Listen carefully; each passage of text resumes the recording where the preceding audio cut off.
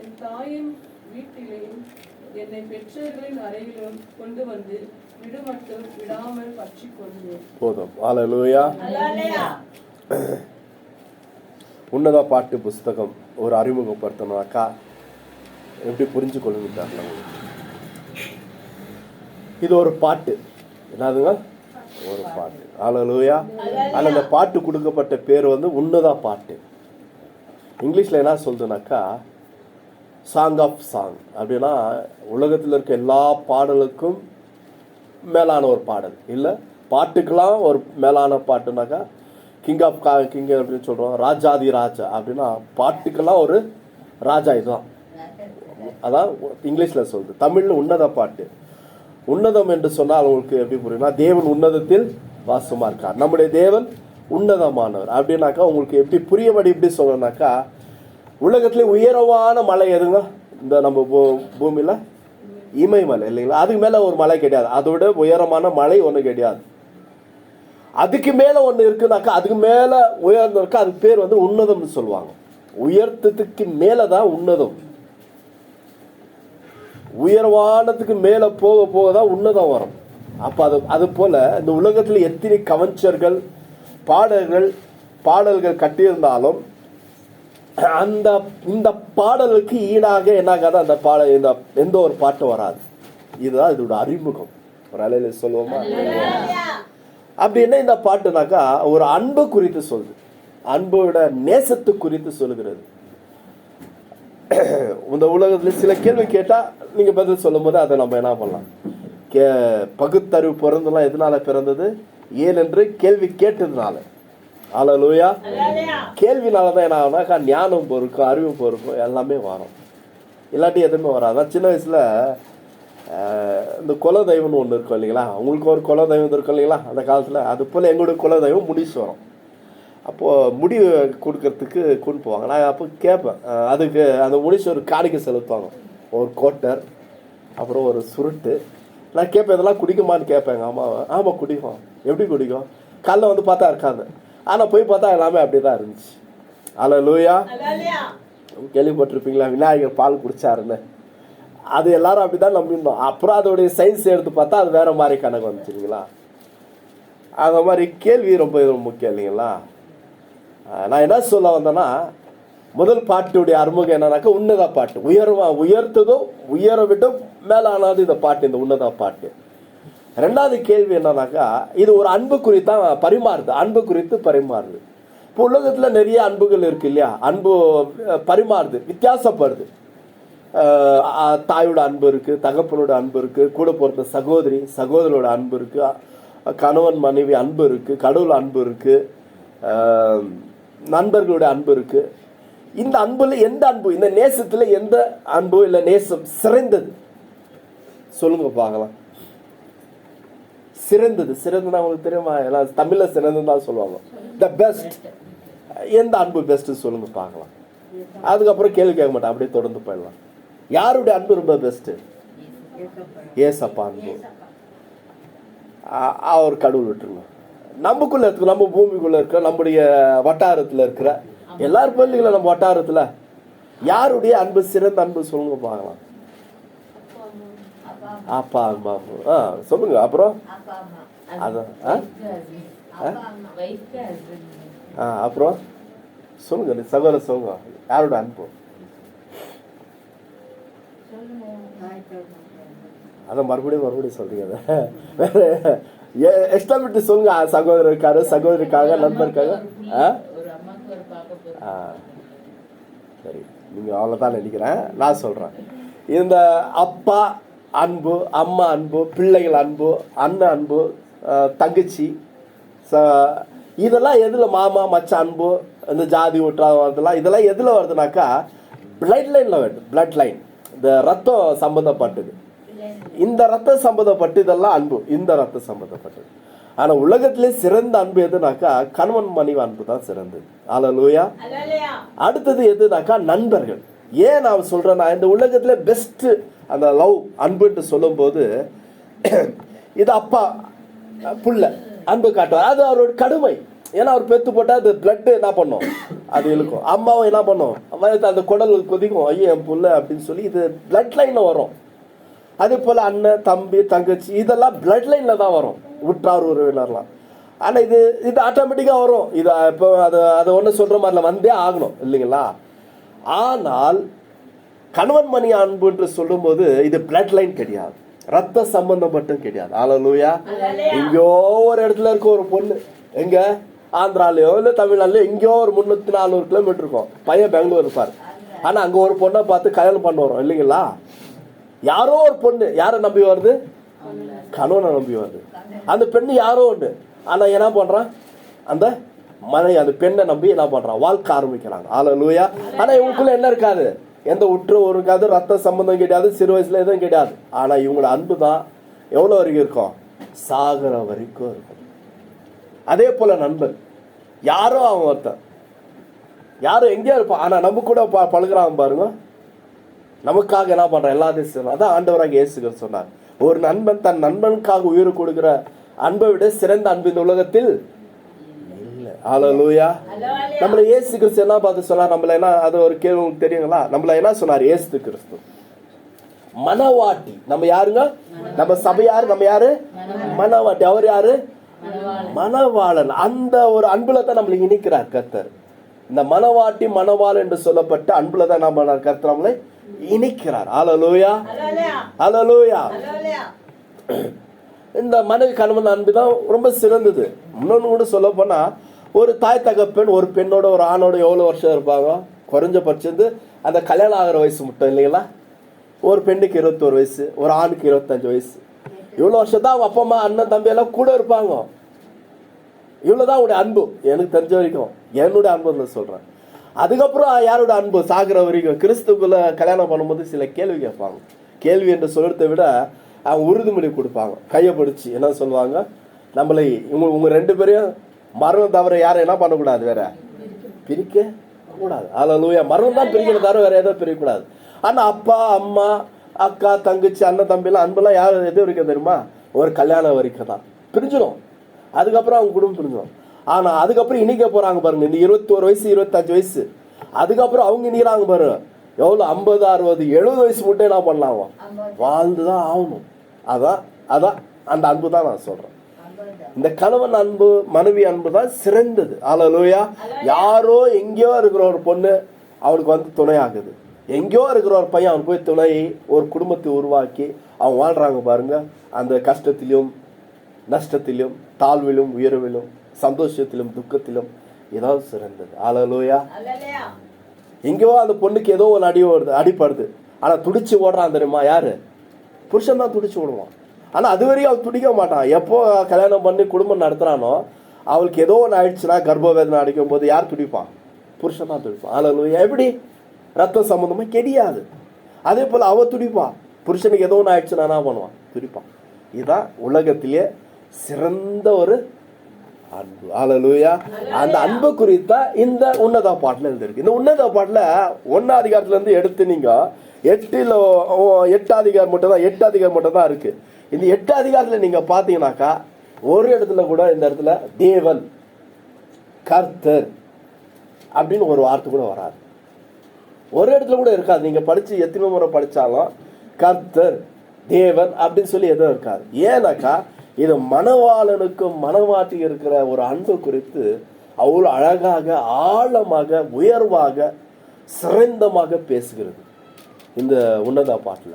அந்த அந்த சிறந்த அன்பு குறித்தா பேசுது. அந்த 3 அதிகாரத்துல தான் என்ன சொல்றதுனாக்கா, முதல் தரம் மணவாளன் மணவாட்டை சந்திக்கிறான். சந்திக்கும் போது முதல் வசனத்தை படிப்போம். 3 ராக்காலங்களிலே என் படுக்கையிலே என் ஆத்மா நேசரை தேடினேன், தேடியும் நான் அவரை காணவில்லை. இதுதான் முதல் அந்த நேசர் நேசிக்கி அந்த அந்த மணவாளன் மணவாழ்க்கைக்குரிய ஒரு அன்பு குறித்து இங்கிறது. இப்ப மணவாழ்க்கை என்ன பண்றாங்க, அந்த பெண் அவர் தேடுறா, எங்க நேசர் காணும். ஹல்லேலூயா. இதை நல்லா புரிஞ்சுக்க. இது மறைமுகமா யாரை சொல்றதுனாக்கா, நம்மையும் நம்முடைய ஆண்டவராக இயேசு கிறிஸ்துவை சொல்லுகிறது. மணவாளன் மணவாளன். இப்போ மணவாளன் நம்மை சந்திக்க அவர் ஆவரமா இருக்கார் ரொம்ப. ஹல்லேலூயா. அதே போல நாமும் யாரை சந்திக்க ரொம்ப ஆர்வமா இருக்கிறோம்? மணவாளனை சந்திக்க ஆயத்தமா இருக்கிறோம். இதுதான் ஒரு நாள் வரப்போகுது. கிறிஸ்துக்குள்ள நீங்க கேள்விப்பட்டிருப்பீங்க, சபை எடுத்துக்கொள்ளப்படுதல், ரகசிய வருகை. நம்ம என்ன பண்றோம், ஒரு நாள் மணவாளன், நீங்க அந்த புதிய ஏற்பாடுல படிக்கும் போது ஆண்டவராக இயேசு கிறிஸ்து ஊமைகளா சொல்வார். நடுராத்திரில மணவாளன் வந்தார். ஸ்திரீகள் 10 ஸ்திரீகள் என்ன பண்ணிட்டாங்க, தூங்கிட்டாங்க. அதுல 5 பேர் புத்தி உள்ளவர்கள், 5 பேர் புத்தி இல்லாதவர்கள் அப்படின்லாம் சொல்லுது இல்லைங்களா? அல்லேலூயா. எப்போ வேணாலும் வருவார். திடீர்னு என்ன பண்ணும், எடுத்துக்கொள்ள போகணும். அப்ப நம்ம எப்படியா இருக்கணும், விழிப்புணர்வா இருக்கணும். நாம் தூங்கலாம், சாப்பிடலாம், வேலைக்கு போகலாம், வரலாம், ரோட்ல தெரியலனாக்கா போயிட்டு வரது, யார் வேணாலும் சந்திக்கலாம். ஆனா இந்த உள்ளமானது எப்படியா இருக்கணும், விழிப்புணர்வா இருக்கணும். அல்லேலூயா. எப்ப மணவாளன் வருகிறார், அந்த மணவாளன் வரும்போது நான் எடுத்துக்கொள்ளப்படணும், கைவிடப்படக்கூடாது. இதான் மணவாழ்த்துடைய ஒரு அன்பு. அல்லேலூயா. அப்ப இந்த மணவாட்டி நெடுராத்திரில மணவாளன் எங்கடா அப்படின்னு சொல்லி, நேசர் எங்க அப்படின்னு சொல்லி தேடுறான். இதான் முதல் பாட்டு, புரிஞ்சுங்க. இதுல 2 பாட்டு இருக்கு. 2 பாட்டுல முதல் பாட்டுல தேடுறான், 2வது பாட்டுல தேடுறான். ஆனா முதல் பாட்டுல தேடும் போது ஈஸியா என்ன பண்றான், தன்னுடைய மணவாளனை கண்டடிக்கிறான், தன்னுடைய நேசரை என்ன பண்றான்னாக்கா கண்டடிக்கிறான். அல்லேலூயா. ராக்காலங்களிலே என் படுக்கையிலே என் ஆத்மா நேசரை தேடினேன், தேடியும் அவரை நான் காணவில்லை. திடீர்னு பார்க்கிறான். அதான் ஒரு மணவாட்டுடைய ஒரு அன்பு. இந்த மணவாட்டி என்று சொல்லும்போது ஒரு மனைவிக்கு அர்த்தம் இல்லைங்களா? அல்லேலூயா. மணவாட்டிக்கும் மனைவிக்கும் கொஞ்சம் வித்தியாசம் இருக்கு இல்லைங்களா? கல்யாணம் ஆகிற வரைக்கும் அவ யாரு, மணவாட்டி. கல்யாணம் ஆன பிறகு யார் அவள், மனைவி, மணவாளியா மாறுறான். சரிங்களா? அப்போ இதே நீங்க நீதிமொழியில படிக்கும் போது 31 அதிகாரம் வரும் இல்லைங்களா? எத்தனை அதிகாரம் வரும்? 31 அதிகாரம் வரும். இந்த 31 அதிகாரத்துல 30 அதிகாரம் வரைக்கும் இந்த வாலிபர்கள் குறித்து பேசும். 30 அதிகாரம் வரைக்கும் வாலிபர்கள் குறித்து பேசும். வாலிப பெண்கள் எப்படி, வாலிபன் எப்படி இருக்கணும், அவ புத்தி, ஞானம், அறிவு, இதுலதான் நீங்க படிச்சீங்கன்னாக்கா சம்பாதிச்சலாம். மாசத்துல 31 நாள் இல்ல 30 நாள் வரும் இல்லைங்களா? கண்டிப்பா வரும் இல்லைங்களா? ஒரு மாசம் 30 நாள் வரும், இன்னொரு மாசம் 31 நாள். அதான் சொல்லுவாங்க சில ஊழியக்கார் பாச சொல்லுவாங்க, உங்க பிள்ளைகளை என்ன பண்ணுங்க, ஒரு நாளைக்கு நீதிமொழிகளை ஒரு அதிகாரம். இது யார் வேணாலும் படிக்கலாம், இது வரை கிறிஸ்துவங்க தான் படிக்கணும்னு கிடையாது. இந்த புஸ்தகத்தை படிக்கும் போது ஞானம் வளரும், அறிவு பெருக, நமக்குள்ள புத்தி வரும். என்னத்தை நீ சம்பாதிச்சாலும் ஞானத்தை சம்பாதி. பொண்ணை சம்பாதிக்க விட வெள்ளி சம்பாதிக்கிறத பார்க்கிலும் அறிவும் புத்தியும் சம்பாதி என்று சொல்லி. அல்லேலூயா. ஒருவனுக்கு வீடு நிறைய பொண்ணும் பொருளும் இருந்தோம், புத்தி ஞானம் எல்லாம் என்ன ஆயிடாது, அழிச்சிடுவான். ஆள ஒண்ணு இருக்காது, எல்லாம் லாஸ்ட்ல என்ன ஆயிடுவான், பிச்சைக்காரன் நடு ரோட்ல நிக்குவான். அப்ப இந்த 31 அதிகாரம் இருக்கு இல்லைங்களா? 31 அதுல ஒரு அதிகாரத்துல மட்டும் ஒரு ஸ்திரீ குறித்து சொல்லுது. அது ஒரு அதிகாரம் முழுவதும் என்ன சொல்றதுன்னா ஒரு பெண்ணை குறித்து சொல்லுது. அந்த பெண் என்னன்னாக்கா மணவாட்டியிலிருந்து என்ன மாறா, மனைவியாக மாறாள். அவ அந்த மணவாட்டி என்ற அந்தஸ்துல இருந்து எதுக்கு போறானாக்கா மனைவிக்கு அந்தஸ்துல போறான். அப்ப அவ சொல்றாள் குணச்சாலி ஸ்திரீ. அவ யாரு? குணச்சாலி ஸ்திரீ. இந்த குணச்சாலி ஸ்திரீ கண்டுபிடிக்கிறவன் யார்? முத்தை பார்க்கிலும் இவருடைய குணங்கள் அற்புதமா இருக்கும். அல்லேலூயா. புத்தியுள்ள ஸ்திரீ தன் வீட்டை கட்டி எழுப்புவாள். இந்த குணச்சாலி ஸ்திரீ குறித்து சொல்லப்படுகிறது கடைசி அதிகாரத்துல, அந்த அதிகாரம் 31 அதிகாரத்துல முதல் வசனத்தை விட்டு முதல் வசனத்தை அவளை வர்ணிக்குது. கடைசி வசனத்துல அவள் பிள்ளைகளும் கணவனும் என்ன பண்றாங்கன்னா எழும்பி சபை மத்தியில பல பேர் மத்தியில அவளை புகழ்றாங்க. ஃபர்ஸ்ட் பிள்ளைகள் புகழ்றாங்க, சாட்சி கொடுக்குறாங்க, புகழ்றாங்க. என் தாய் இப்படிப்பட்டவள், எங்களுக்காக ஒழித்தாள், இன்னைக்கு உயர்ந்த அந்தஸ்துல நாங்கள் இருக்கிறோம்னா யார் அது காரணம்? என் தாய். அல்லேலூயா. அதே போல கணவன் புகழ்றான், இந்த சபை மத்தியில நான் புகழும் பேரோடு இருக்கிறதுக்கு காரணமே என் மனைவி. 1000 பெண்களை பார்த்திருக்கேன் குணச்சாலி, ஆனா அதுல விட நீ சிறந்த ஒரு குணச்சாலி அப்படின்னு சொல்லு. இது எதுக்கு சொல்லுனா, இது ஒரு குடும்பத்துக்கு சொல்லியிருக்கலாம். அந்த குணச்சாலி ஸ்திரீ என்று சொல்லுகிறது இல்லையா, அது நம்ம தான் இருக்கணும். அல்லேலூயா. நம்ம சபையாரா இருக்கணும். ஆண்டவராக இயேசு கிறிஸ்து 7 சபைகளுக்கு சொல்லும் போது 7 சபையிலும் ஒரு குறை, 6 சபையிலும் ஒரு குறை இருக்கும். தெரியுங்களா உங்களுக்கு? காது உள்ளவன், பரிசுத்தாவின் சொல்லுகிறதை காது உள்ளவன் கவனிக்க கடவன். ஹல்லேலூயா. இதான் நம்ம சபை. உலகத்துல பல சபைகள் இருக்கு, பல பேர்கள் இருக்கு சபைகள். அந்த சபைகள்ல ஒவ்வொரு உபதேசருக்கும் எல்லாருக்கும் ஒரே மனவாளன் தான் இயேசு கிறிஸ்து. ஆனா ஒவ்வொரு சபையிலும் ஒவ்வொரு மனவாட்டி உபதேசங்கள் இருக்கும். அந்த சபைகளை குணச்சாலியான ஸ்திரீ யார்? ஹல்லேலூயா. அந்த குணச்சாலிய ஸ்திரீ நீயும் நானுமா இருக்கணும். புத்தி உள்ள ஸ்திரியா இருக்கணும். புத்தி உள்ள ஸ்திரீ தன் கூட என்ன பண்ணாலாம்? என்னையும் கொண்டு போனால். ஐயோ, நடுராத்திரி மணவாளன் எப்ப வேணாலும் வந்துடலாம், தீ இருக்கு, மாச்சிஸ் எல்லாம் இருக்கு, தீய பத்த வைக்க மாச்சு, நம்முடைய மொழியில சொல்ல மாச்சஸ் இருக்கு. ஹல்லேலூயா. ஆனா என்ன அதுக்கு ஸ்டாக் இருக்கணுமே. 5 பேர் எண்ணெய் எடுத்துன்னு போல, 5 பேர் எண்ணெய் கொண்டு வந்தாங்க. நெட்டு ராத்திரி காத்திருந்தாங்க, நேரம் கடந்து போச்சு, தூங்கிட்டாங்க. அது இயற்கை தான், தூக்கம் வரும், தூங்கிட்டாங்க. ஆனா திடீர்னு எக்கால சத்தம் ஊடப்படுகிறது. ஏதோ மணவாளன் வந்துட்டான், அவரை எதிர்கொள்ள நீங்கள் என்ன பண்ணுங்க, அவருக்கு எதிர்கொண்டு நீங்க போகுங்கள் அப்படின்னு சொல்லும் போது 10 பேர் எழுந்துக்கிறாங்க. 10 பேரை வெளுக்க பத்த வைக்கிறாங்க. ஆனா 5 பேர்கிட்ட எண்ணெய் இருக்கு. மறுபடியும் ஊத்தி அந்த எண்ணெயை பார்த்து எரிஞ்சு கொண்டு இருக்கு இல்லையா, அந்த வெளிச்சம் தெரியணும் அதுல எண்ணெய் ஊத்துறதுக்கு. 5 பேருக்கு என்ன இல்லை கேட்கறாங்க. நாங்க அப்படி கொடுக்க முடியாது, எங்களுக்கு போதுமானதா இருக்கு. மணவாளன் வரும்போது அவர் எங்களுடைய முகத்தை பார்க்கணும். ஹல்லேலூயா. என்ன பார்க்கணும்? நாங்க தான் மணவாட்டி என்று சொல்லி. ஏன்னா நடுராத்திரி இல்லைங்களா, தெரியாது. அநேக பேர் இருப்பாங்க, இவங்க தான் என்னோட மணவாட்டின்னு தெரியாது அவருக்கு. அப்ப என் முகத்தை பார்க்கணும். மணவாட்டிக்கு இருக்கிற அந்த அலங்காரத்தை அவர் பார்க்கணும், காட்டணும், அந்த வெளிச்சத்துல காட்டணும். அதனால எங்களுக்கு போதுமானதா இருக்கு. நீங்க வேணா போய் என்ன பண்ணுங்க, போய் கடையில வாங்கிக்கோங்க. சரி அப்படின்னு சொல்லி 5 பேர் போனாங்க. போயிட்டு வரத்துக்குள்ளே 5 பணவாட்டிகள் காணும். ஹல்லேலூயா. இதான் குணச்சாலி, இதான் புத்தி உள்ளது. இந்த புத்தியும் குணச்சாலி என்ன இருக்கணும், நம்மள்ட்ட இருக்கணும். உலகத்துல பல சபைகள் இருக்கு. ஆனா மணவாளன் இயேசு கிறிஸ்து வரும்போது மத்திய ஆகாயத்துல எத்தனை சபைகள் எடுத்துக்கொள்ளப்படும், எத்தனை சபைகள் புத்திசாலி, எத்தனை சபைகள் குணச்சாலியா இருக்கு நமக்கு தெரியாது. ஹல்லேலூயா.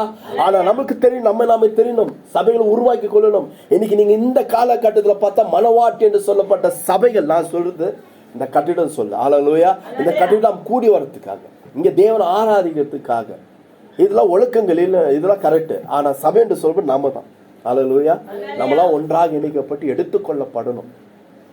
இன்னைக்கு நம்முடைய சபை இன்னைக்கு என்ன, நம்ம சபை பேரு ஜீசஸ் பவர் காஸ்பிள் சர்ச். ஹல்லேலூயா.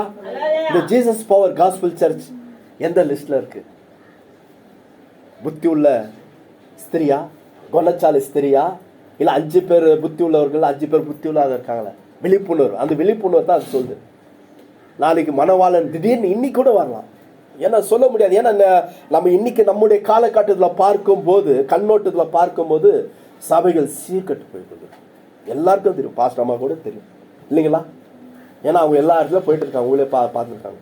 எத்தனை சபைகள் இன்னைக்கு பயங்கரமான, எப்படி சொல்றது, அது அந்த வார்த்தை நான் யூஸ் பண்ணக்கூடாது, இருந்தாலும் கர்த்தர் மன்னிக்கு வராங்க, அதை யூஸ் பண்றேன். வேஷிதனமான ஒரு சபைகள் போய் கொண்டு இருக்கு. ஹல்லேலூயா. எப்படி போயிட்டு இருக்கு? கர்த்தருக்கு பயம் இல்லாம. சபைக்குள்ள யார் இருக்காரு? பரிசுத்த ஆவியானவர். ஹல்லேலூயா. சபைக்குள்ள யாரு இருக்கிறது? நம்மளை கண்காணிக்கிறது யாரு?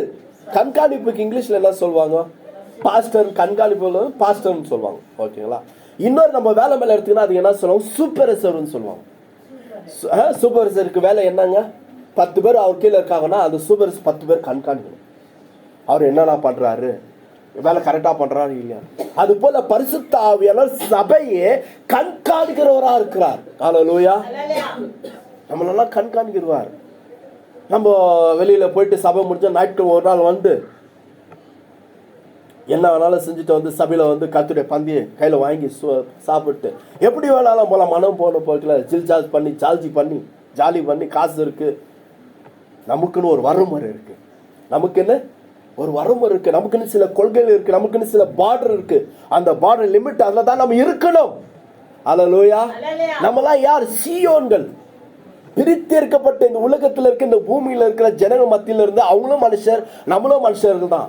நம்மளும் சாப்பிட்றோம், அவங்களும் சாப்பிட்றோம். அவங்களும் துணிமணி போடுறாங்க, நம்மளும் துணிமணி போடுறோம். அவங்களும் கல்யாண காட்சி இருக்கு, நம்மளும் கல்யாண காட்சி இருக்கு. அவங்க பேசுற மாதிரி நாமும் பேசுறோம். ஆனால் அவங்களுக்கும் நமக்கும் வித்தியாசம் இருக்கு. ஹல்லேலூயா. புரியுதா உங்களுக்கு நான் சொல்றது? வித்தியாசம். கர்த்தர் நம்மளை பரிசுத்தமாக்கி அழித்திருக்கார். நமக்காக ரத்தம் சிந்திருக்கார், எல்லாருக்கும் சிந்திருக்கார். ஆனால் நாம் அழிக்க நம்ம உள்ள வந்துட்டோம். இப்ப நம்மளை கண்காணித்து கொண்டிருக்கிற யார் தெரியுமா? பரிசுத்த ஆவியானவர். ஹல்லேலூயா. அவர் வரும்போது எப்படியா இருப்பாரு? நான் போறேன், அவர் வருவார். அவர் எப்படியா இருப்பாரு? வசனம் என்ன சொல்லுங்க? அவர் கண்டித்து உலகத்தையும் வரக்கூடிய நியாய தீர்ப்பையும் உணர்த்தி அதை கண்டித்து நம்மளை என்ன பண்ணுவாராம்? நடத்துவார். ஹல்லேலூயா. கண்டிக்கிறது என்னங்க? பாவம் செய்யும்போது, ஒரு பிள்ளை தப்பு செய்யும்போது அந்த அப்பா அந்த அம்மா ஒரு என்ன சொல்றது, ஒரு ஸ்டிக் எடுத்து கண்டிக்குவாங்க இல்லையா தப்பு செய்யும் போது? அது போல சபைக்குள்ள வந்துட்ட பிறகு தேவனுடைய பிள்ளைகளா இருக்க நம்மை பரிசுத்த ஆவியானவர் கண்டிப்பார், திருத்துவார். நம்மளை திருத்தத்துக்கு தான் கண்டிப்பார், சீர்படுத்துவார். ஹல்லேலூயா. சீர்படுத்துவார். அதனால நாம் குணச்சாலி. அதனால தான் 31 ஒரு அதிகாரத்தில் மட்டும் சொல்லப்படுகிறது குணச்சாலி. நாம் புத்தி உள்ளவர்களா இருக்கணும். ஹல்லேலூயா. அப்பதான் நாம் எடுத்துக்கொள்ளும். இன்னும் பரிசுத்த ஆவியில் அசைவாடி கொண்டு இருக்கிறார். பல காரியங்களும் இன்னைக்கு பல சபைகளை வேறமான இந்த செழிப்பின் உபதேசம் சொல்லுவாங்க. செழிப்பின் உபதேசம் என்ன? செழிப்பின் உபதேசம்னாக்கா அதோடைய முதல் அஸ்திபாரம் என்னன்னாக்கா, அந்த செழிப்பின் உபதேசம் அஸ்திபாரம் என்னன்னாக்கா, கிறிஸ்துக்குள்ள நம்மளாம் கிறிஸ்தவங்களே அதான் சொல்றேன். அவங்க என்னன்னாக்கா, இயேசு கிறிஸ்து 2000 வருஷத்துக்கு முன்னாடி நம்முடைய பாவங்களுக்கெல்லாம் அவர் என்ன பண்ண? ரத்தம் சிந்தி பாவத்தை மன்னிச்சிட்டார். ஓகே, நானும் இல்லைன்னு சொல்லு. ஹல்லேலூயா. தப்புன்னு கிடையாது. எல்லாம் நம்முடைய பாவத்துக்கெல்லாம் என்ன பண்ணார்? அவரு ரத்தம் சிந்திச்சா நம்ம பாவம் எல்லாம் பட்டாச்சு. ஆனால் அவங்க சொல்ற அந்த இன்னொரு வார்த்தை தான் ரொம்ப குட்டிரமானது. இனிமே நீ என்ன வேணாலும் செஞ்சாலும் டோன்ட் கேர், அதை பத்தி நீ கவலைப்படாது. இதுதான் ரொம்ப ரொம்ப குட்டிரமானது. ஹல்லேலூயா. நாம் தேவனிடத்தில் கிருபை பெற்ற நாம் மறுபடியும் பாவம் செய்யலாமா?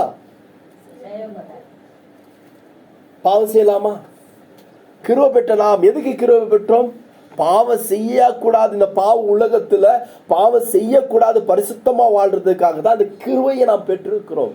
போய் மனதார சத்தியத்தை மனதார அறிஞ்சு போய் நீ தண்ணி குடிக்கிறது போல பாவம் செய்யலாமா? செய்யக்கூடாது இல்லையா? நாம் பரிசுத்தமா ஆகிறதுக்காக தானே உள்ள அழிக்கப்பட்டிருக்கிறோம் சபைக்குள்ள. ஹல்லேலூயா. பரிசுத்த ஆவி அபிஷேகம் பெற்றிருக்கோம். அவனும் சேரான் மனதார போய் செய்யலாமா? அதான் ஆண்டவராக இயேசு கிறிஸ்து ஒரு வார்த்தை சொன்னார். மனுஷகுமாரனுக்கு விரோதமா பேசப்படுற எந்த துஷ்டமும் மன்னிக்கப்படும், ஆனா ஆவியானவருக்கு விரோதமா பேசுறதை இம்மையிலும் மறுமையிலும் என்று சொல்லுவது. சபைக்குள்ள வந்துட்டா நீ தேவனுடைய பிள்ளை. நீ முதல்ல அதை தெரிஞ்சுக்கணும். நீ யாருடைய பிள்ளை? தேவனுடைய பிள்ளை. இந்த உலகத்துல பணக்காரன் இருக்கா, ஏழை இருக்கான். ஹல்லேலூயா. ஸ்லம் ஏரியா, லேவெட்டு, அபிஷியல், ரெசிடென்சி ஏரியாலாம் இருக்கு. அதுக்கு சில வருமானம்லாம் கவர்மெண்ட் கொடுத்துருப்பாங்க. அவங்க பணக்காரன் இருப்பானுங்க. ஆனா அவங்க பிள்ளைகள் வளர்க்கும் போது தப்பா நினைக்காதுங்க. அவங்க ஒரு வறுமுறையில வளர்த்துருப்பாங்க இல்லைங்களா? ஒரு வறுமுறையில இப்படி கூட சொல்லலாம். உங்க பிள்ளைகள் மிலிட்ரியில போகுது இல்லைங்களா? மிலிட்ரியில போயிட்டு ஒரு 5 வருஷம் 10 வருஷம் ட்ரைனிங் ஆகிட்டு போயிருக்கு. உங்க வீட்டுக்கு வரும்போது அவன் எப்படி இருப்பான் தெரியுமா? அவனுடைய வாழ்க்கை ஃபுல்லா மாறி இருக்கும். ஹல்லேலூயா. ஃபர்ஸ்ட் டைம் தான் பெற்றோம், அந்த டைம் தான் ஃபர்ஸ்ட் பார்ப்போம். ஆனா வீட்டுல இருக்கும்போது தூங்கி இருப்பான், 10 மணி மட்டும் எழுதுக்க மாட்டான். அது மிலிட்ரி போயிட்டு வந்துட்டு பேர் பாருங்க, கரெக்டா என்ன பண்ணிருப்பான், எழுதுப்பான். ஏன்னா ட்ரைனிங் அந்த மாதிரி. அதே தான் நம்மளை கர்த்தர் என்ன பண்றார்? உருவாக்குகிறார். இந்த கால வேலை பாருங்க, அவ எழுந்த நெடுராத்திரி எழுந்து மணவாளன் இல்லை, என்ன ஆச்சு? மணவாளன் தேடுகிறார். ஹல்லேலூயா. நான் மணவாளன் நமக்காக என்ன பண்ணிட்டாரு? ஒரு வஸ்திரத்தை என்ன பண்ணாரு? கொடுத்துட்டு போயிட்டார். அந்த மணவாட்டி யாரு? ஏவாள், ஆதாம். என்ன பண்ணிட்டாங்க? தன்னுடைய வஸ்திரத்தை எழுந்துட்டாங்க. என்ன வஸ்திரம்? ஒரு மகிமையான வஸ்திரம் வச்சுக்கோங்களேன். ஒரு மகிமையான வஸ்திரம். பாவம் செய்யும் போது அவங்களுக்கு அப்போ முன்னாடி நிர்வாணம் தான், பின்னாடி நிர்வாணம் தான். ஆனா முன்னாடி நிர்வாணமா இருக்கும்போது அவங்க வெக்கப்படல, அவங்களுக்கு அந்த வெக்கம் வரல. ஆனா அந்த பழத்தை சாப்பிட்ட பிறகு அவங்களுக்கு வெக்கம் வந்துருச்சு. போய் அத்தி மரத்துட்டு இருக்க அந்த அத்தி இடத்தை எடுத்து என்ன பண்ணினாங்க? தன்னுடைய நிர்வாணத்தை மூடிக்கொண்டார்கள். ஆண்டவர் கேட்கிறார், உன்னை நிர்வாணம் என்று சொன்னவர் யார்? யார் அவன்? ஹல்லேலூயா. அந்த வார்த்தை தான் நமக்கு ரொம்ப முக்கியமா யோசிக்கணும். இதை உனக்கு அறிவித்தவன் யார்? நீ நிர்வாணம் என்று சொல்லி உனக்கு அறிவித்தவன் யார்? உனக்கு இந்த செய்தி சொன்னவன் யார்? நீ நிர்வாணமா இருக்கிறன்னு சொல்லி. அப்ப அது ஏதோ நீ இடிக்குது இல்லைங்களா? ஹல்லேலூயா. உன்னை நிர்வாணி என்று சொன்னவன் யார்? நீ நிர்வாணமா இருக்கன்னு சொன்னவன் யார்? அப்ப என்ன அதுக்கு அர்த்தம்? எப்போ பாவம் சரியோ அப்ப நமக்குள்ள இருக்க அந்த மகிமையெல்லாம் போயிடும், தேவ பிரசனம் போயிடும். தேவன் துக்கப்படுவார். ஹல்லேலூயா.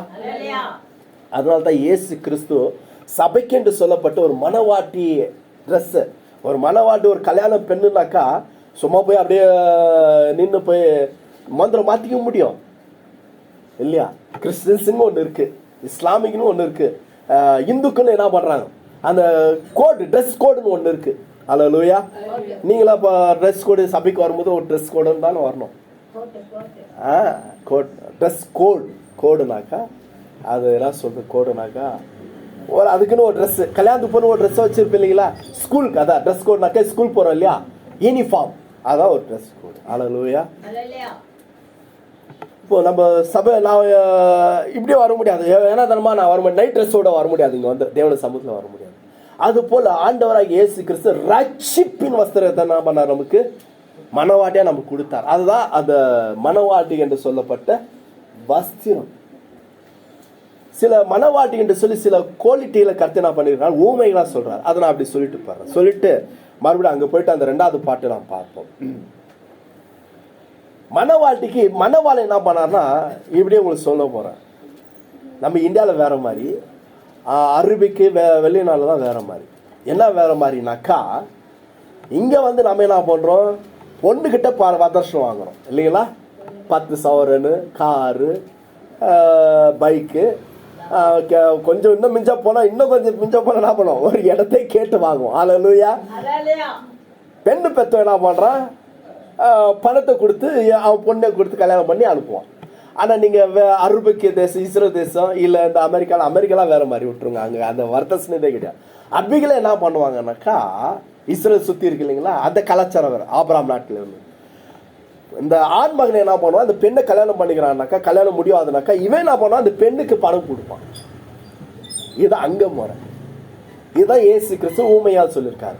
அந்த பெண்ணுடைய அப்பா அம்மாக்கு என்ன பண்ணுவான்னா, பணத்தை கொடுப்பாங்க, நகை கொடுப்பாங்க, இந்த தங்கத்தை கொடுப்பாங்க, வைரத்தை கொடுப்பாங்க, மிச்சு போனா கார் கூட கொடுப்பாங்க. ஏன் கொடுப்பாங்கன்னா, இந்த பெண் இனிமே என் கூட வாழ்றா, என்னுடைய துணை, என்னுடைய மனவாழ்க்கை, என் குடும்பம்.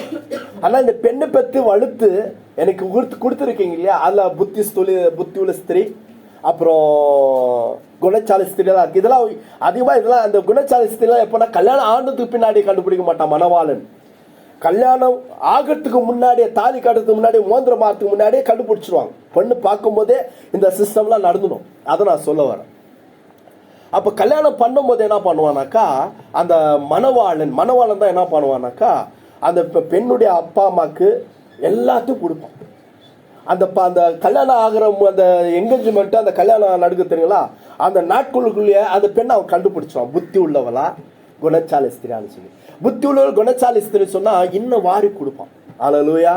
ஆனா நம்ம எங்க இந்த கலாச்சாரம் எப்படி, புத்தி இருக்கோ புத்தி இல்லையோ, குணச்சாலே இல்லையோ, ஆனா நீ பொண்ணு அனுப்பும்போது என்ன பண்ணும், கூடவே தங்கத்தையும் வெள்ளியும் அனுப்பணும்னு சொல்லி இங்க கலாச்சாரம் வேற மாதிரி. அந்த கலாச்சாரத்தை ஆண்டு சொன்னார். முதலாவது என்ன கலாச்சாரம்னாக்கா, ஒரு பெண்ணை பார்க்கும்போது இயேசு கிறிஸ்து சொன்னார், ஒரு ஸ்திரீ தன்னுடைய 10 வெள்ளி காசு உடையவளா இருந்தால், முதல் ஊமை நான் புரிஞ்சுக்குங்க, அந்த 10 வெள்ளி காசு 1 வெள்ளி காசு தொலைச்சுட்டா, காணாத போயிடுச்சு. அப்போ அவளுக்கு மிகுந்த துக்கம். அவன் என்ன பண்ணானாக்கா, வெளுக்கை ஏத்தி தொடப்பத்தை எடுத்து வீட்டெல்லாம் பெருக்கி பார்த்துட்டு ரொம்ப நேரம் தேடி அந்த 1 வெள்ளி காசு கிடைச்ச உடனே தன்னுடைய அக்க பக்கத்தில் இருக்க எல்லா தோழியில கூப்பிட்டு அவன் என்ன பண்ணா, ஒரு பெரிய ஃபங்க்ஷன் பண்ணி சந்தோஷமா கொண்டாடினான்.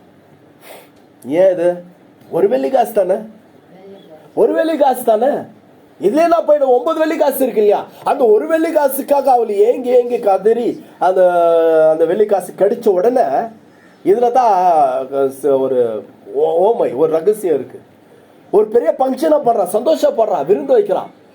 ஏன் இதான் இருக்கு. மணவாளன் என்ன பண்ணுவான்னாக்கா, அந்த பெண்ணு இவளுக்குன்னு நிச்சயம் ஆயிட்ட பிறகு, நிச்சயம் யாருக்கு, இந்த மணவாளனுக்கு நிச்சயம் ஆயிட்ட பிறகு அவன் என்ன பண்ணுவான்னா, ஒரு 10 வெள்ளி காசு அந்த மணவாட்டி கொடுப்பான். ஹல்லேலூயா. 10 வெள்ளி காசு அந்த கல்யாண பெண்ணுகிட்ட கொடுப்பான்.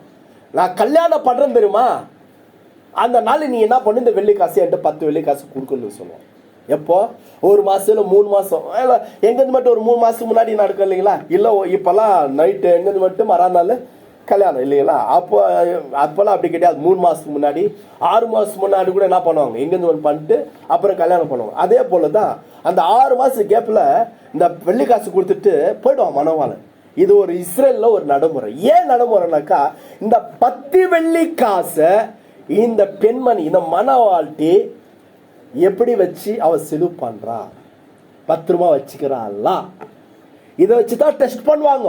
அவ புத்தி உள்ளவளா, குணச்சாலி ஸ்திரியான்னு சொல்லி. இந்த 10 வெள்ளி காசுல செல்வம் வச்சுட்டாளாக்கா, இல்ல ஏனதானமா அதை எங்கேயோ போட்டாளாக்கா, அவ புத்தி உள்ளவள் இல்லை, மணவாட்டி இல்லை. மணவாளன் ரிஜெக்ட் பண்ணுவான். இவ புத்தி உள்ளவள் இல்லை, இவன் குணச்சாலி இல்லைன்னு சொல்லி ரிஜெக்ட் பண்ணுவான். ஹல்லேலூயா.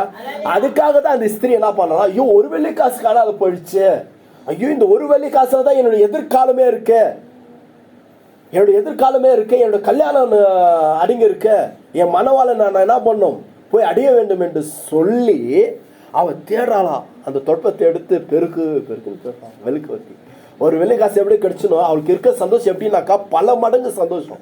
அதனால மற்ற தோழிகள்லாம் கூப்பிட்டு ஒரு விருந்து வச்சு பெரிய ஒரு சந்தோஷத்தை என்ன பண்றாவ பகிர்ந்து கொள்கிறான். ஹல்லேலூயா.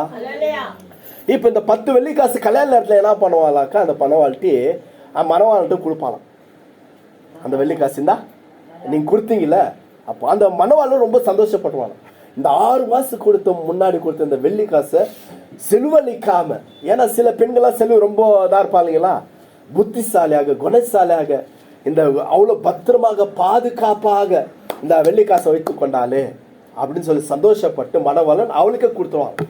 அவன் என்ன பண்ணுவாங்கனாக்கா, அந்த 10 வெள்ளி காசை நீங்க பார்த்துருப்பீங்க, தலையில என்ன பண்ணுவாங்கன்னா இந்த 60 இதுலலாம் தலையில கட்டுவாங்க, பார்த்துருக்கீங்களா, ரவுண்டா இருக்கும். இதுதான் மணவாள். ஹல்லேலூயா. தன்னுடைய அந்த 10 வெள்ளி காசை தன்னுடைய கிரீடமாக என்ன பண்ணுவான், தலையில கட்டுவான். நம்முடைய ஆண்டவராகிய தேவன் இந்த உலகத்தை எத்தனை கட்டளை கொடுத்தார்? 10 கட்டளை. ஒரு அல்லேலூயா சொல்லுவோமா? ஹல்லேலூயா. இந்த 10 கட்டளை தான் 10 வெள்ளி காசு மணவாட்டி கொடுத்திருக்கார். 10 வெள்ளி காசு. ஈசாக்குக்கு அந்த எலிசர், அந்த மேனேஜர், அந்த ஊழியக்கார் போய் பொண்ணு பார்க்கும் போது ஈசாக்குக்கு என்ன கொடுத்தாரு? அவரு கைக்கு வெள்ளிலும் காதுக்கு கம்பளும் கொடுத்தார். வெள்ளி, அது ரொம்ப கோல்டு, ஏதோ ஒரு 1/2 கிராம் 1 கிராம்லாம் நினைக்காதீங்க. அதுக்கு எப்படி சொல்றது, அது ஒரு 10,000 கணக்கு இல்லை. அதனால தான் மச்சான் என்ன பண்ணாரு, அதாவது ரெபெக்காளுடைய அண்ணன் ஆச்சரியப்பட்டானா. அவ்வளோ இது அல்லேலூயா சொல்லுவோமா? இந்த உலகத்தில் தேவன் 10 கட்டளை கொடுத்திருக்கார் மணவாட்டி நமக்கு. இந்த 10 கட்டளை நீ எப்படி பார்த்துக்க? முதல் கட்டளை, உன் தேவனாகிய கர்த்தரை நீ அன்போடு என்ன பண்ணும், அந்த கட்டளை அவள் கொடுத்திருக்காங்க. என்ன என்று உனக்கு வேற ஒரு தேவனை இருக்க கூடாது அப்படின்னு சொல்லி முதல் கட்டளை. கடைசி கட்டளை என்ன? இச்சையாது இருப்பாங்க. ஹல்லேலூயா. அடுத்தோடைய சொத்து என்ன பண்ணாத, உனக்கு சொந்தம் இல்லாத எதை என்ன பண்ணாத நீ, மற்றதை இச்சை. இதுதான் பேராசை. ஹல்லேலூயா. அப்புறம் நீங்க வீட்டில் போய் படிச்சுங்க மற்ற 8 கட்டளை என்னன்னு சொல்லி. இந்த 10 கட்டளை தான் 10 வெள்ளி காசு. அப்புறம் இன்னொன்று சொல்லி என்ன பண்ணார், மணவாழ்ட்டிக்கு இன்னொன்று சில கொடுத்துருக்காரு, அதாவது வெளுக்கு. அதை ஏற்கனவே சொல்லிட்டேன் இல்லைங்களா. மணவாளன் என்னன்னாக்கா, மணவாழ்ட்டி அந்த ரகசியமாக இருக்குது நான் சொல்கிறேன். மணவாளன் என்ன பண்ணுவார்னா, 2வது என்ன பண்ணுவார்னாக்கா, அவங்க கலாச்சாரம் நான் சொல்கிறேன், திடீர்னு ஒரு நாள் இரவும் ஒரு பகலும் எப்போ இருக்கணும். இந்த மணவாளன் வரதுக்கு முன்னாடி சில நாட்களுக்கு முன்னாடி ஒரு இன்ஃபர்மேஷன் கொடுப்பாங்க அந்த மணவாட்டிக்கு. இந்த மாதிரி அவங்களுடைய இதில் அது சொல்கிறேன் நான், கலாச்சாரம். மணவாளன் எப்போ வேணாலும் வருவார், அதனால மணவாட்டி எப்படியா இருக்கணும், ட்ரெஸ்ஸு கல்யாண ட்ரெஸ்ஸாக போட்டுக்குன்னு அந்த இதெல்லாம் போட்டுக்கணும், ஆயத்தமாக இருக்கணும் அப்படின்னு சொல்லி அது ஒரு ஒரு கொஞ்ச நாள் முன்னாடி சொல்லிடுவாங்க, ஒரு 10 நாள் முன்னாடி சொல்லிடுவாங்க. அப்போ இந்த 10 நாள் முன்னாடி இந்த மணவாட்டி என்ன பண்ணணும்னா, எல்லாத்தையும் தன்னை அலங்கரிச்சு கொண்டு ஆயத்தமாக இருக்கணும், ரொம்ப ஆயத்தமாக இருக்கணும். அப்போ மணவாளி எப்போ வேணாலும் வருவாராம். ஒரு அல்லேலூயா சொல்லுங்க. எப்போ வேணாலும் வருவாராம், ராத்திரி பகல் மத்தியானம். ஆனால் இந்த மணவாட்டி என்ன இருக்குன்னாக்கா ரொம்ப உஷாரா இருக்கணும். மணவாட்டி என்ன பண்ணுவாங்க, ஒரு தந்திரமான ஒரு யோசனை பண்ணுவாங்க. அந்த மணவாட்டி போல இன்னும் சில பேர் தோல்வி இருப்பாங்களே, இந்த கல்யாண தோல்வி என்று சொல்லி சில பெண்கள் இருப்பாங்க. அப்போ இந்த மணவாளிக்கிட்ட சில அடையாளங்கள் இருக்கும் இல்லைங்களா. நமக்கு எப்படி இந்த மணவாளனுடைய தோழன், அதான் எப்படி சொல்லலாம், பரிசுத்த ஆவியானவர் நமக்கு என்ன கொடுத்திருக்காரு, பரிசுத்த ஆவியானுடைய அச்சாரம். ஒரு அலையில சொல்லுங்க, என்னது அச்சாரம்? பரிசுத்த ஆவியானுடைய அபிஷேகம் நமக்கிட்ட இருக்கணும். ஒரு ஜலத்தினால் ஆவினால பெறாவிட்டால் அவன் தேவனுடைய ராஜ்யத்தை காண மாட்டான். ஜலத்தினால பிறந்த ஞானஸ்நானம் எடுத்த நாம் தண்ணினால முழுகி பரிசுத்த ஆவினாலும் ஞானஸ்நானம் எடுக்கணும். ஹல்லேலூயா. பரிசுத்த ஆவியானவரை பெற்றுக்கணும். அப்போ அந்த மணவாளன் என்ன பண்ணுவாராம், திடீர்னு வருவாராம். எல்லாம் தூங்கி கொண்டு இருப்பாங்க. இந்த 10 நாள் 15 நாள் இது பார்த்து வெயிட் பண்ணிச்சு இல்லையா? இந்த 10 நாளுக்குள்ளே எப்படியா இருக்கணும்? இந்த பெண்ணு விழிப்புணர்வா இருக்கணும். தினந்தோறும் அதை அலங்கரிச்சு கொண்டு முகத்தை நல்லா கழுவி நல்லா மேக்கப் போட்டு தினந்தோறும் என்ன பண்ணணும், அலங்கரிச்சுக்கணும். 10 நாள், கடைசி 10 நாள் ரொம்ப ஜாக்கிரதையா இருக்கணும். எப்போ வேணாலும் வருவார். ராத்திரி வருவார், நடு ராத்திரி 2 மணிக்கு 3 மணிக்கு. நீ மனவாழ்டியா இல்லைனாக்கா அவர் பார்த்துட்டு போயினே இருப்பாரு. ஆனால் அந்த கூட இருக்க தோழிங்க அப்படி இல்லையே, அதுங்களாம் ஏனதானமா இருக்கும். அப்போ இந்த மனவாழ்டி மட்டும் ரொம்ப ரொம்ப ஜாக்கிரதையா இருக்கணுமா, விழுப்புணர்வு இருக்கும். ஐயோ, மனவாள் நைட்டில் வருவாரா, காலையில் வருவாரா, மத்தியானத்தில் வருவாரா, இல்லை சாப்பிட்டு கொண்டு இருக்கும்போது வருவாரா அப்படின்னு சொல்லி அவ என்ன பண்ணுவாளாம், சாப்பிட்டு கொண்டு இருக்கும் போதே பார்த்து கொண்டு இருக்கணுமா. எப்படின்னாக்கா மனவாளி எப்படி வருவார்னாக்கா யாருக்குமே அந்த மனவாட்டியே தெரியாது அவர் வருது. எக்கால சத்தம் அது உணர்வு நான் சொன்னாது. மனவாளன் எப்போ வேணாலும் வருவார், ஆனால் மனவாட்டி தெரியாது. தூங்கி கொண்டு இருக்கிற போது வருவாராம், இல்லை முடிச்சு கொண்டு இருக்கும் போது, இல்லை நீ சாப்பிட்டு கொண்டு வருவாராம். ஆனால் வந்துட்டு என்ன பண்ணுவாராம், மனவாட்டை கரெக்டாக கண்டுபிடிச்சிட்டு தூங்கி போயிடுவாராம். ஹல்லேலூயா. இதுதான் மனவாளன். நம்மள என்ன பண்ணுவார், நம்ம உலகெல்லாம் அப்படியே பார்த்து கொண்டு இருக்கோம். உலகம் பில்டிங் கட்டணும், வந்து சாஃப்ட்வேரில் ஐடியில் வேலை செய்யணும், 1 லட்சம் வருது, 2 லட்சம் வருது, சபை அவங்க அப்படி இருக்காங்க, சபை இப்படி இருக்குது, அந்த சபை இப்படி இருக்குது, நம்மளாம் பேசி கொண்டு இருப்போம். ஆனால் திடீர்னு மனவாளன் வந்துட்டு இந்த ஜீசஸ் பவர்ஃபுல் காஸ்பல் சர்ச் என்ன பண்ணுவார், டக்குன்னு தூக்கிடுவார். ஹல்லேலூயா. நமக்கு தெரியாது. அக்கம் ஒரு சபை இருக்கும் அங்கே, ஏன்னா இந்த சபையில் இந்த ஜனங்க காணாத போயிட்டாங்களே, இதான் மனவாளன் என்ன பண்ணுவார், அப்படியே தூக்கி போயிடுவார். அதான் 3வது அந்த காரியம். அந்த அந்த மனவாழ்டி எப்படியா இருக்கணும், இதயத்தில் எப்படியா இருக்கணும், விழிப்புணர்வு. நீ சாப்பிடலாம், தூங்கலாம், ஆனால் விழிப்புணர்வாக இருக்கணும். அந்த சத்தம் கேட்க திடீர்னு கேட்கும், ஐயோ மனவாளன் வந்துட்டார், எங்கே வர்றாரு, எந்த ரூமில் இருக்குன்னு தெரியாத அவருக்கு, ஆனால் கண்டுபிடிச்சிடார், ஆனால் தூங்கி போயிடுவார். அப்போ எல்லாம் விழிப்புணர்வு, எங்கே மனவாட்டி எங்கே, ஐயோ காணோம், யாராச்சு என்னாச்சுன்னு எல்லாம் ஊர் உலகெல்லாம் தேடுவாங்களாம். அவர் கடைசியில் நியூஸ் வருமா, மனவாளன் தூங்கி போயிட்டாரு, அவங்க வீட்டில் இருக்காங்க. அப்போ தான் அவங்களுக்கு நிம்மதி வரும். சொல்லுங்க ஹல்லேலூயா. ஹல்லேலூயா. ராக்காலங்களிலே என் நேசரை தேடினேன். 2வது வசனம், நான் எழுந்து எங்க போனேன், நகரத்தின் வீதிகளிலே தெருக்களிலும் திரிந்து என் ஆத்மா நேசரை தேடுவேன் என்றேன். தேடியும் நான் அவரை காணவில்லை.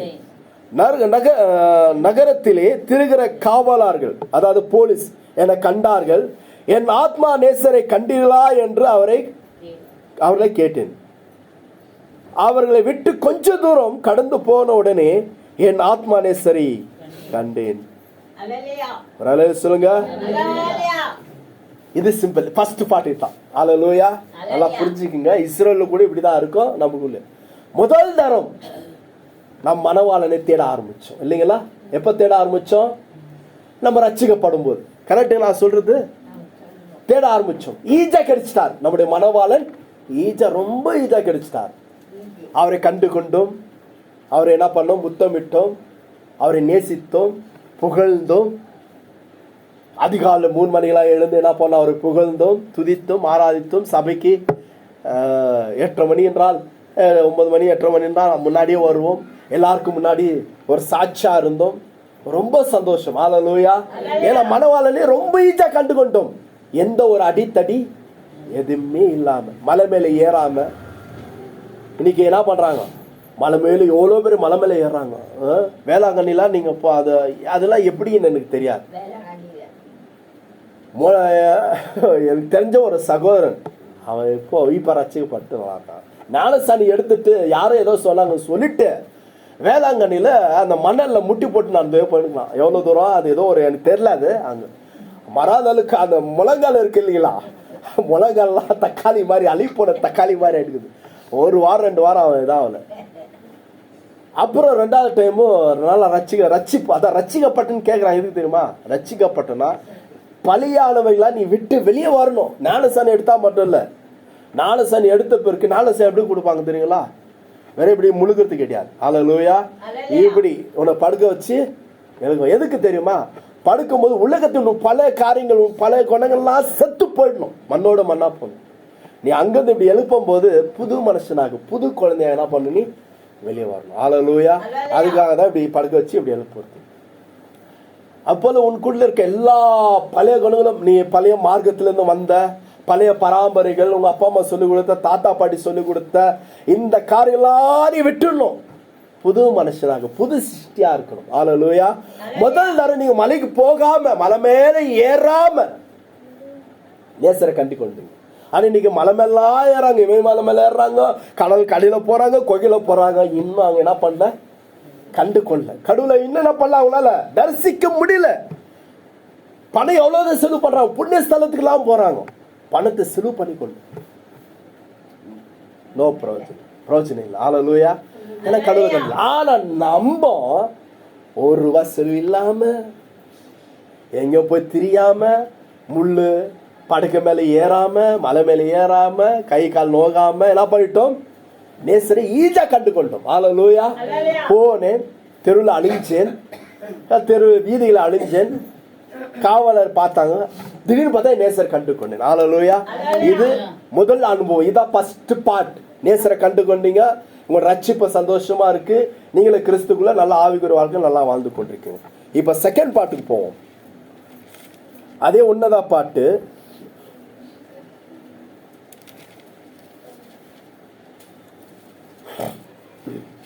அஞ்சாம் அதிகாரம் எடுங்க, 1ஆம் வசனத்துல படிங்க. என் சகோதரியே, என் மனவாளியே, நான் என் தோட்டத்தில் வந்தேன், என் வெள்ளை பௌலத்தையும் என் கந்தவர்க்கத்தையும் சேர்த்தேன், என் தேன்கூட்டையும் என் தேனோடு புசித்தேன், என் திராட்சரசத்தை என் பாலோடும் குடித்தேன். சிநேகிதரை புசியுங்கள், பிரியமானவர்களை குடிங்கள், பூர்த்தியாய் குடிங்கள். 2 கூட படிங்க. நான் நிச்சய பண்ணினேன், என் இருதயமோ விழித்து இருந்தது, கதவை தட்டினேன், என் நேசர் சத்தத்தை கேட்டேன். என் சகோதரியே, என் பிரியமே, என் புறாவே, என் உத்தமியே, கதவை திற. என் தலை பணியினாலும் என் தலைமையில் இரவு பெய்யும் சூரியனாலும் நடைந்திருக்கிறது. 3 கூட படிங்க. என் வஸ்திரத்தை கழற்றி போட்டேன், நான் எப்படி அதை திரும்பவும் உடுப்பேன்? நான் பாதங்களை கழுவேன், நான் எப்படி அவைகளை திரும்பவும் அழுக்காக்குவேன் என்றார்.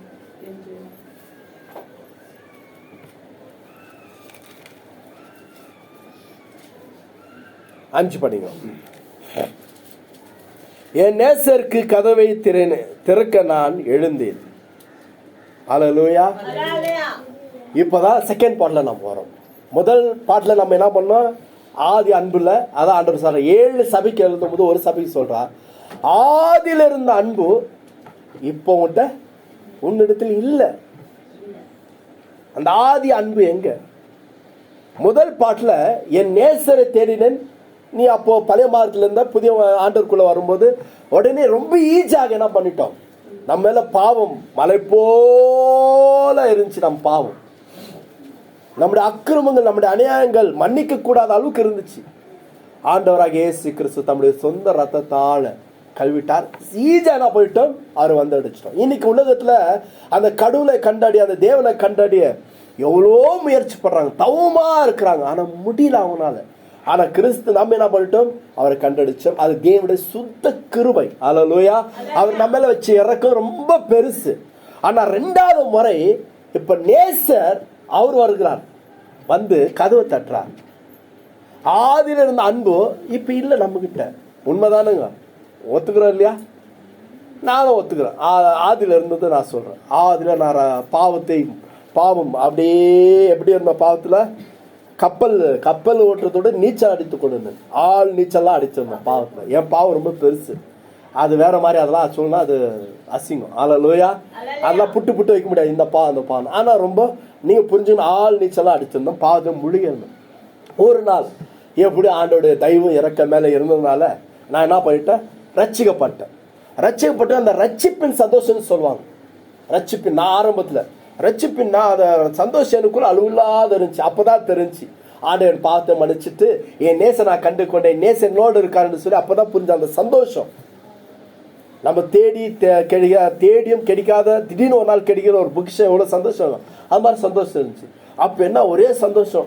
கால் நல்லா தூங்கினாக்கா 3 மணிக்கு தான் எழுந்துக்குவேன். ஏற்கனவே சொல்லியிருக்கேன் உங்கள்கிட்ட, நான் 3 மணிக்கெல்லாம் எழுந்துக்குவேன். காலையில நைட்டு தூக்கத்தை பகல் 3 மணிக்கெல்லாம் எழுந்திருக்கேன், 2 மணிக்கெல்லாம் எழுந்திருக்கேன். அந்த மாதிரி தூக்கலாம் தூங்கிருப்பேன். அப்போ அதிகாலையில் எழுந்திருப்போம் 3 மணிக்கு. அப்போ வாலிப வயசு 20-22 வயசு, அந்த நல்லா தூங்குற வயசு. எல்லாம் எழுந்துக்க முடியாது, எழுந்துக்க மாட்டேன். ஆனா காலைல 3 மணிக்கெல்லாம் எழுந்து ஜெபம் போகணும், 2 மணிக்கெல்லாம் எழுந்து ஜெபம் போகணும், சபைக்கு ஓடுவோம், கூட்டங்களுக்கு ஓடுவோம், ட்ராக்ஸ் எடுத்து போய் சொல்லுவோம், சாட்சி வாழ்க்கை வாழ்ந்தோம். ஹல்லேலூயா. இதுதான் ஆதி அன்பு. அதுக்கப்புறம் நேசரம் தேடுறாரு. என்ன திடீர்னு பாஸ்டர் மோகன், என்ன ஆதி இது இல்லையே? பாஸ்டர் அம்மா, உங்க பேரு என்ன சிஸ்டர்? உங்க பேரு என்னங்க? உஷா. உங்க பேரு?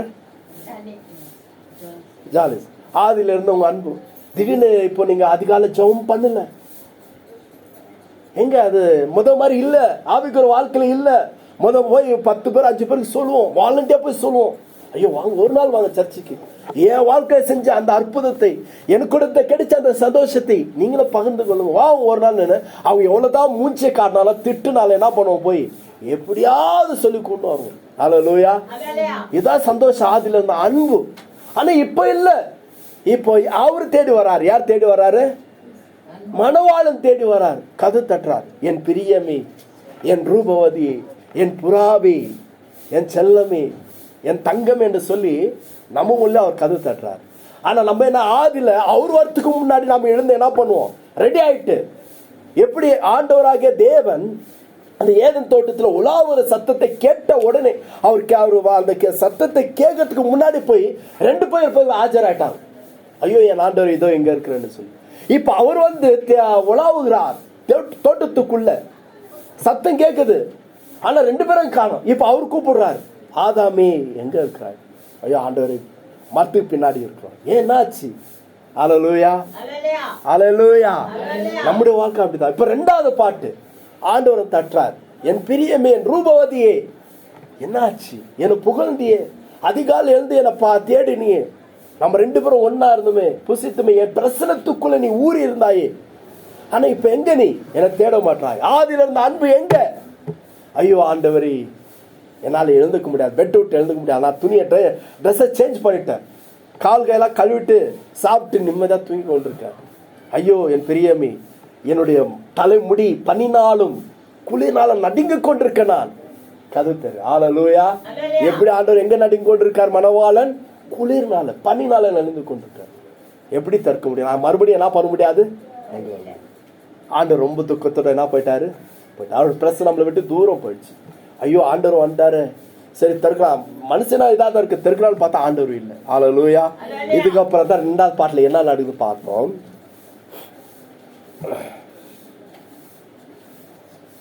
6ல இருந்து நான் படிச்சோம்னாக்கா,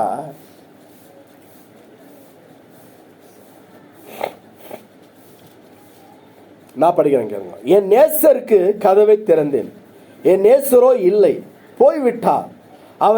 அவர் சொன்ன வார்த்தையால் என் ஆத்மா சோர்ந்து போயிட்டு, அவரை தேடினேன், அவரை காணவில்லை, அவரை கூப்பிட்டேன், அவர் எனக்கு மறு உத்தரவு கொடுக்கவில்லை. ஹல்லேலூயா. நகர வீதியில் திரிகிற காவலாரை என்னை கண்டு என்னை அடித்து என்னை காயப்படுத்தினார்கள். அலங்கத்தின் காவற்காரர் என் மேலிருந்த என் போர்வை எடுத்து கொண்டார்கள். ஹல்லேலூயா. இதுதான் ரொம்ப துக்கமானது. முதல் பாட்டுல பார்க்கும்போது அவள் வீதியில கடந்து போகும்போது, தெருவில் கடந்து போகும்போது, ஸ்ட்ரெயிட்ல கடந்து போகும்போது காவல் போலீஸ் இருந்தாங்க, ஆனா ஒண்ணுமே பண்ணல. ஹல்லேலூயா. யாரும் என்ன பண்ணல? ஒண்ணுமே பண்ணல. இப்ப 2வது பாட்டுல என்ன நடக்குதுனாக்கா, அவ அதே இதுதான் நடுக்கிறான், அதே ராத்திரில அதே வீதியில தான் நடுக்கிறான், அதே தெரு ஓரங்கள தான் நடுக்கிறான். ஆனா இப்ப காவலர் என்ன பண்றாங்கன்னா, அவளை அடித்து காய உண்டாக்கி ரத்த வரவழைத்து அவர் மேல ஒரு இந்த போர் ஒன்று இருக்கு இல்லைங்களா, வஸ்திரம், அந்த வஸ்திரத்தை எடுத்துக்கொண்டார்கள். ஹல்லேலூயா.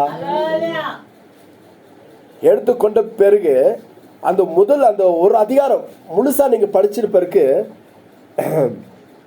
அவன் எப்போ கண்டடிக்கிறானாக்கா, அடியெல்லாம் வாங்கிட்ட பிறகு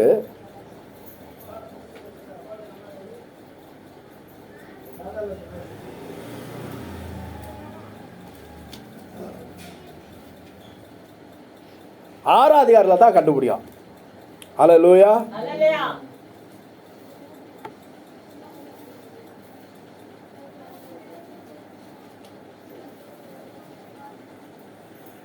ஆறாம் அதிகாரத்துல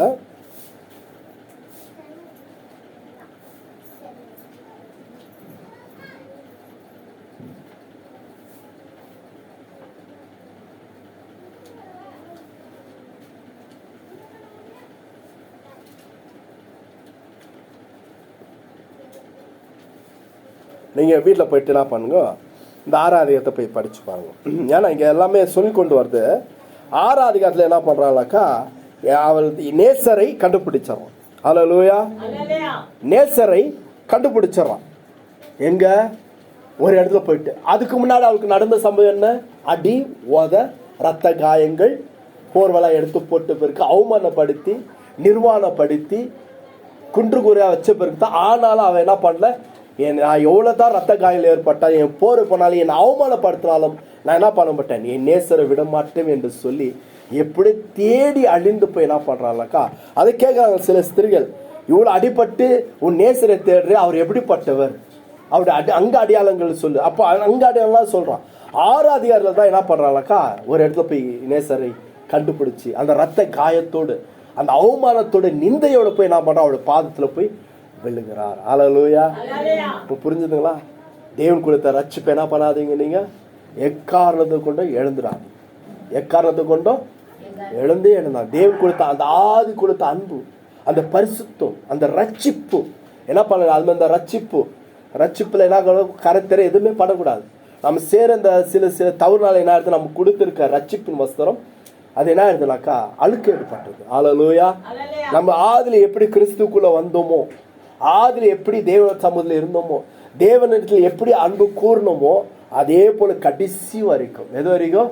கடைசி வரைக்கும் அதே அன்புல, அதே பிரசனத்துல, அதே தேடுதல இருக்கும். அல்லேலூயா. ஏன்னா ஆதில யார் கூப்பிட்டாலும் நம்ம என்ன பண்ணுவோம், அந்த ரட்சிப்பை பெற்ற பிறகு சபைக்கு ஓடி வருவோம். எல்லாத்துலயும் ஒழுங்கா இருப்போம். தசமா கொடுக்கறதுலும், காணி கொடுக்கறதுலும், ஊழியக்காரங்க என்ன பண்றதுல, சபையில ஆத்மாவை கூட்டு வருது சபைக்காரங்களும். ஆனா காலப்போக்கில் என்ன ஆகுது தெரியுங்களா, அந்த அன்பை எழுந்து தேடுறோம். ஆனா நேசரை மட்டும் பேசுற சத்தத்தை கேட்கும் போது என்ன பண்றோம், தேட ஆரம்பிக்கிறோம். ஆனா தேட ஆரம்பிக்கும் போது ஃபர்ஸ்ட் பாட்ல கிடைச்ச அந்த அன்பு செகண்ட் பாட்ல கிடைக்காது. உனக்கு ஃபர்ஸ்ட் பாட்ல கிடைச்ச அந்த பிரசனம் ஒண்ணு கிடைக்காது. அதெல்லாம் நீ அவமானப்பட்டு அடியோதெல்லாம் வாங்கிட்டு தான் என்ன பண்ணணும், இப்ப மறுபடியும் அவர் போய் காலப்படுக்கணும். அல்லேலூயா. அதனால ஜாக்கிரதையா இருப்போம். நம்முடைய அன்பு ஏதோ ரத்த சம்பந்தப்பட்ட அன்பு கிடையாது, தேவனும் கொடுத்த அன்பு. அவர் யார்? தேவன். அல்லேலூயா. நம்ம யார்? இந்த பூமியில் அழுக்கப்பட்டவங்க, நம்ம புறஜாது. நம்மளை தேடி என்ன பண்ணா, நம்மளை அரவணைத்து நமக்கு ரட்சிப்பு கொடுத்துறார், ஆசீர்வாதத்தை கொடுத்திருக்கிறார்.